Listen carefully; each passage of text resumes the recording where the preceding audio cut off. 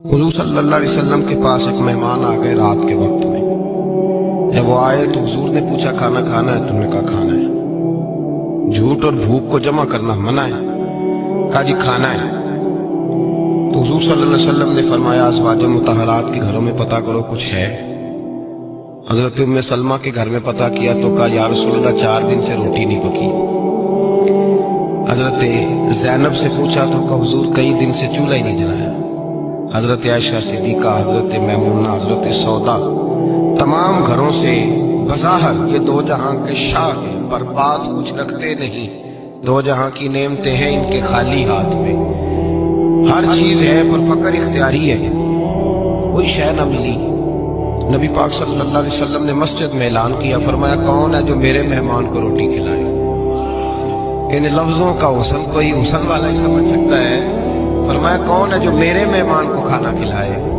تو ایک صحابی لے گئے اور اٹھے، وہ صحابی جو صحابہ میں غریب تھے، ایک انصاری جو غریب آدمی تھے، اگرچہ میرے محبوب کے غلاموں میں جو بڑے امیر تھے وہ بھی خرچ کرنے میں بڑے آگے تھے، حضرت عثمان غنی رضی اللہ تعالیٰ، حضرت عبد الرحمن ابن عوف، حضرت ابو بکر صدیق رضی اللہ۔ لیکن یہ غریب آدمی کا حضور میں لے جاؤں گا، میں لے کے جاؤں گا، یہ بخاری مسلم ہے۔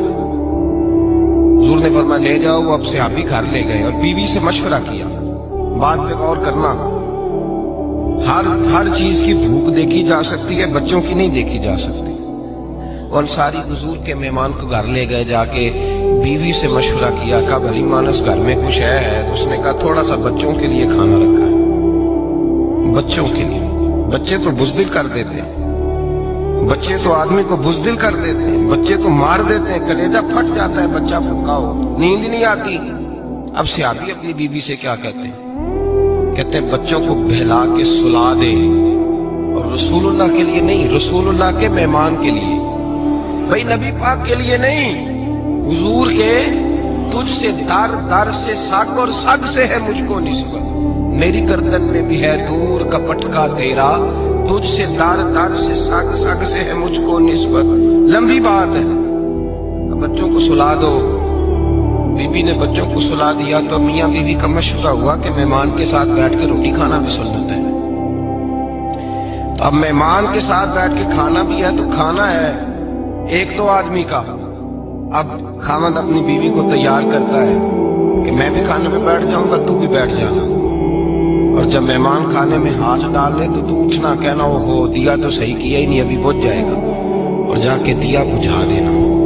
ہم ہاتھ ہلاتے رہیں گے، مہمان روٹی کھاتا رہے گا۔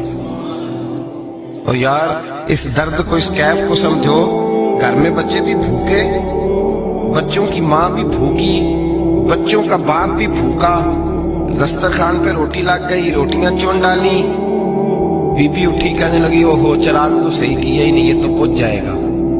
حوصلے مند بی بی جس نے بچے بھوکے سلا دیے، وہ بھوکے سوئے ہوئے بچوں کی بھوکی اماں اٹھی اور اپنے خامند کی تابے داری میں اٹھی، میں گڈی تے ہتھ ڈور سجن دے، وہ جنج رکھے اونج رہنا ہے، اٹھی اور اس نے نہ دیا ٹھیک کرنے کے بہانے بجھا دیا۔ مہمان روٹی کھاتا رہا اور رسول اللہ کے نوکر قربانی دیتے رہے، وہ روٹی کھا کے سیر ہو کے بستر بچھایا تو سو گیا۔ یہ میاں بیوی ساری رات بچوں کی طرف دیکھتے رہے اور غور کرتے رہے اور راضی رہے کہ ہم نے حضور کا فریضہ نبھایا ہے۔ قربان جاؤں محبوب پہ، بے خبر ہو جو غلاموں سے، وہ آقا کیا ہے؟ وہ صحابہ، وہ اگر قربانیاں دیتے تھے تو جو اعزاز ملتا تھا وہ بھی بڑا شان والا ہے۔ صحابی کہتے ہیں میں فجر کی نماز پڑھنے مسجد آیا، پہلا قدم رکھا تو میرے کریم بولے، حضور نے فرمایا رات جو تو نے اور تیری بیوی نے عمل کیا ہے خدا کو بھی بڑا پسند آیا ہے، محمد مصطفیٰ کو بھی بڑا پسند آیا۔ اور پھر ایک لفظ اور ہے حدیث میں، ایک روایت میں کچھ جملے اور بھی ہیں۔ حضور نے فرمایا جب تو اور تیری بیوی رات مہمان کے ساتھ احسان کر رہے تھے نا تو عرش کا مالک تمہیں مسکرا کے دیکھ رہا تھا، رب تمہیں دیکھ کے مسکرا رہا تھا، رب تمہیں دیکھ کے مسکرا، تر دامنی پہ شیخ ہماری نہ جائیے، ہم دامن نہ چھوڑ دیں تو فرشتے وضو کریں، پر میں وہ مسکرا رہا تھا کہ میرے بندے میرے رسول کی رضا کے لیے کیا کر رہے ہیں۔